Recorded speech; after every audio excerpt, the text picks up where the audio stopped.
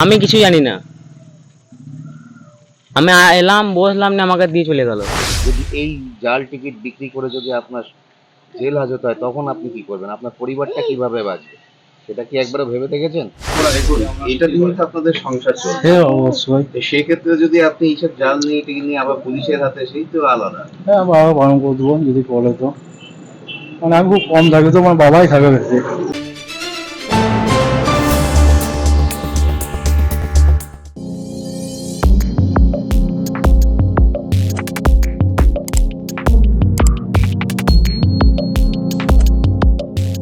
রাজ্য জুড়ে এ যেন নকল লটারি টিকিটের মেলা বসে গেছে। নানা রঙের নানা নামের নকল টিকিটের ছড়াছড়ি, ছোট ছোট টেবিলে রং বেরঙের টিকিট, তাতে হাজার রকম নম্বর। সেই টেবিল ঘিরে সাধারণ মানুষের থেকে ভিড়। এক ঝলক দেখলে মেলার কথাই প্রথমে মনে আসবে। চায়না টিকিটের কথা তো আপনারা আগেই দেখেছেন লটারি সংবাদের প্রতিবেদনে। এবার নতুন আর এক নকল টিকিটের সন্ধান মিলল। নাম তার ঝাড়খণ্ড। না, এটি ভারতের কোনো অঙ্গরাজ্য নয়, এটি একটি জাল লটারির টিকিট ঝাড়খণ্ড। আর এই নকল ঝাড়খণ্ডে ছেয়ে গেছে মোহাম্মদ বাজার থানার অন্তর্গত মুরালপুর, কাপিস্টা, শ্রীকান্তপুর, আলীনগর, গণপুর, কাপাসডাঙ্গা সংলগ্ন এলাকা। তবে এই টিকিট বিক্রি হচ্ছে কিন্তু খুব চালাকির সঙ্গে, লুকিয়ে চুরিয়ে। অনেক ক্ষেত্রে তো বৈধ টিকিটের আড়ালে আবডালে অবাধে বিক্রি হচ্ছে ঝাড়খণ্ডে। নিয়মিত মেনে চলছে 3 টাইম খেলা এবং প্রকাশ করা হচ্ছে ফলাফল। কিন্তু টিকিট যেখানে অবৈধ, ড্র বা ফলাফল সেটা কি করে বৈধ হতে পারে?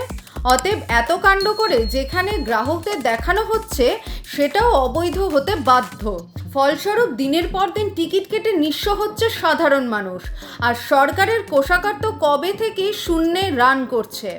বেশ কয়েকদিন আগে এই জাল লটারির বিক্রির বিরুদ্ধে মোহাম্মদ বাজার থানার পুলিশ অভিযান চালায়। এই অবৈধ ব্যবসার সঙ্গে যুক্ত থাকার অভিযোগে গ্রেফতার করা হয় বেশ কয়েকজনকে। উদ্ধার হয় বিপুল পরিমাণে ঝাড়খণ্ড নামের জাল লটারি। তারপরেও বাজারে বেশ ভালো মতোই আছে ঝাড়খণ্ড টিকিট। আর এই নিয়েই ফিসফাস প্রশ্ন, পুলিশের কড়া পদক্ষেপের পরেও কি করে চলছে এই ব্যবসা? ক্রেতা বিক্রেতা ব্যবসায়ী সবারই মোটামুটি একরা, সেই একটু বেশি রোজগার আর বেশি লাভ। মূলত ঝাড়খণ্ড থেকেই আসে এই ঝাড়খণ্ড, জানালেন খোদ বিক্রেতাদের কেউ কেউ আবার লটারি সংবাদের প্রতিনিধির কাছে এই অবৈধ ব্যবসার সঙ্গ ত্যাগ করার প্রতিশ্রুতিও দেন। আপনার পরিবার তো আপনি এই টিকিট বিক্রি করেই চালাচ্ছেন। যদি এই জাল টিকিট বিক্রি করে যদি আপনার জেল হাজত হয়, তখন আপনি কি করবেন? আপনার পরিবারটা কিভাবে বাঁচবে? সেটা কি একবারও ভেবে দেখেছেন?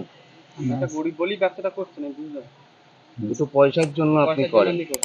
না স্যার, ঠিক আছে। কিন্তু যারা আপনাকে দিয়ে যাচ্ছে তাদের কিছু কিন্তু করতে পারবে না, কিন্তু আপনারই সমস্যাটা হবে না। হ্যাঁ, সেটা ধরবে তো আপনাকেই। হ্যাঁ স্যার। পুলিশ তো ধরবে আপনাকেই। হ্যাঁ স্যার। আর স্যার এই কাল থেকে আবার ওটাই চালু করবো আবার। তো সাইড নিচে পড়ে রয়েছে অনেক, দেখলাম ফেক টিকিট। সেগুলোর ক্ষেত্রে কি বলবো? আমাদের কাছে খবর আছে যে আপনি নাকি বেশি বিক্রি করেন। বলতো আমার বাবা থাকে, আমি তোমার বেতন থাকি না। খবর আছে, দেখুন, এটা নিয়ে তো আপনাদের সংসার চলছে। হ্যাঁ, অবশ্যই। তো সেক্ষেত্রে যদি আপনি এইসব জাল নিয়ে টিকিট নিয়ে আবার পুলিশের হাতে, সেই তো আলাদা। হ্যাঁ, বাবা বারণ করে দেবো যদি বলে তো। মানে আমি খুব কম থাকি তো, আমার বাবাই থাকে বেশি। আমি বাবাকেও বলে দেবো আজকে। কতদিন থেকে ব্যবসা করছেন? আমি কিছু জানি না। আমি এলাম, বসলাম, না আমাকে দিয়ে চলে গেল। তুমি জানো এটা জাল টিকিট? এটা কি বৈধ? আমি ব্যবসাই করি না একটু। কিন্তু শুধু ক্রেতাদের মাথা থেকে চিচিং ফাঁকের স্বপ্নটায় কিছুতেই যায় না। ব্যুরো রিপোর্ট, লটারি সংবাদ।